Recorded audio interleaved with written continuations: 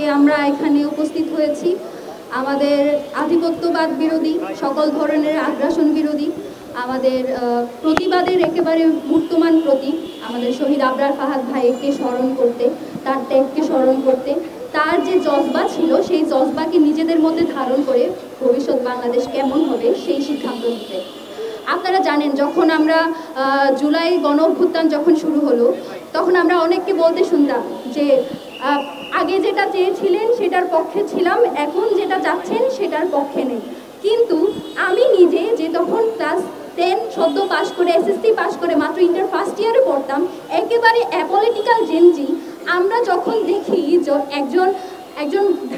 একজন বুয়েটের শিক্ষার্থী সে শুধুমাত্র ভারতীয় আধিপত্যবাদকে অ্যাড্রেস করার কারণে তাকে মৃত্যুবরণ করতে হয়েছে।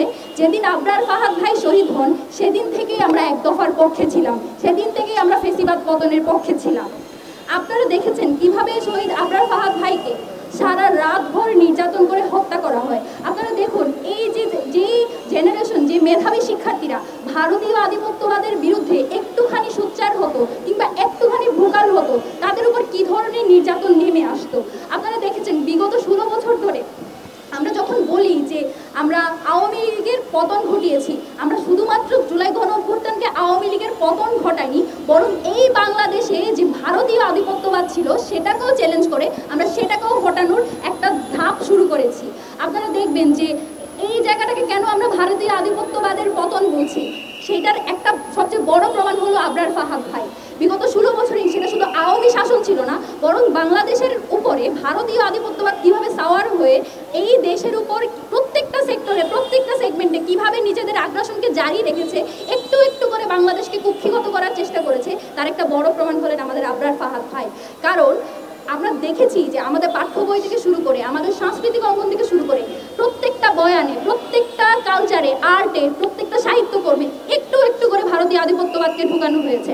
আমাদেরকে সারা জীবন শেখানো হয়েছে 1947 সালে আমাদের হয়েছে দেশ ভাগ, ভারত থেকে আমরা ভাগ হয়েছি, ভারত আমাদের আদি দেশ, এই ন্যারেটিভ আমাদেরকে গেলানোর চেষ্টা করা হয়েছে। আপনারা আরও দেখেছেন বন্ধু রাষ্ট্রের কথা বলে, বন্ধু রাষ্ট্রের একটা ন্যারেটিভ দাঁড় করিয়ে কিভাবে বাংলাদেশের উপর দিনের পর দিন অসম সব চুক্তি, অসম সব পানি বণ্টন বলেন, রপ্তানি বলেন, প্রত্যেক জায়গায় কিভাবে বাংলাদেশকে বঞ্চিত করা হয়েছে।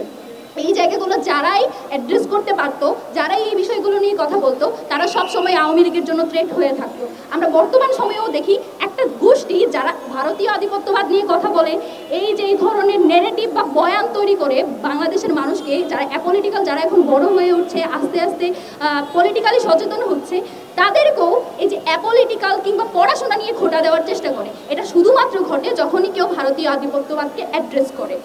তো আমাদের বর্তমান সময়ে আজকের দিনে দাঁড়িয়ে আমরা আবরার ফাহাদ ভাইকে স্মরণ করি এবং আমরা প্রত্যাশা করি যে আবরার ফাহাদ ভাইয়ের মতো মানুষের আমাদের ঘরে ঘরে তৈরি হবে।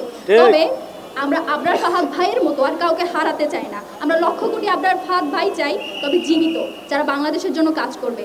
আজকে এখান দিয়ে আমাদের একটাই দাবি, আবরার ফাহাদ ভাইয়ের যে বিচার প্রক্রিয়া চলমান সেটা যাতে খুব দ্রুত সেটা নিষ্পত্তি হয়। আমরা দেখছি যে জুলাই গণ অভ্যুত্থান থেকে শুরু করে প্রত্যেকটা আন্দোলন, গুম খুন, গত 16 বছরে যেটা হয়েছে, আমাদের প্রত্যাশা ছিল শহীদদের রক্তের উপর দাঁড়িয়ে আমরা যে সরকারকে বসিয়েছি, কিংবা 2000 শহীদদের রক্তের উপর যে সরকার দাঁড়িয়ে আছে, তারা অন্তত দৃশ্যমান কিছু কাজ করে যাবে। আনফর্চুনেটলি আমরা সেই ধরনের কোনো দৃশ্যমান কোনো এখনো বাস্তবতার মধ্য দিয়ে এখনো যেতে পারিনি বা দেখতে পারিনি, সেটা আমাদের জন্য কষ্টকর। এবং আমরা প্রত্যাশা রাখবো আমরা যাদেরকে উপদেষ্টা বানিয়েছি, শহীদদের রক্তের উপর যারা দাঁড়িয়ে আছেন, তারা অন্তত আমাদের সাথে গাদ্দারি করবেন না। রাজনৈতিক আমাদের অনেক মতবিরোধ থাকবে, অনৈক্য থাকবে, কিন্তু ভারতীয় আধিপত্যবাদ এবং বাংলাদেশের যত জুলুম হয়েছে সেটা প্রশ্নে আপনাকে ইনসাফ কায়েম করে যেতে হবে। এবং এই প্রত্যাশা রাখছি যে আমাদের বর্তমান সরকার এ ব্যাপারে সুষ্ঠু সুরাহা করবেন এবং ঘরে ঘরে আমাদের আবরার ফাহাদ ভাই তৈরি হবে। সবাইকে ধন্যবাদ।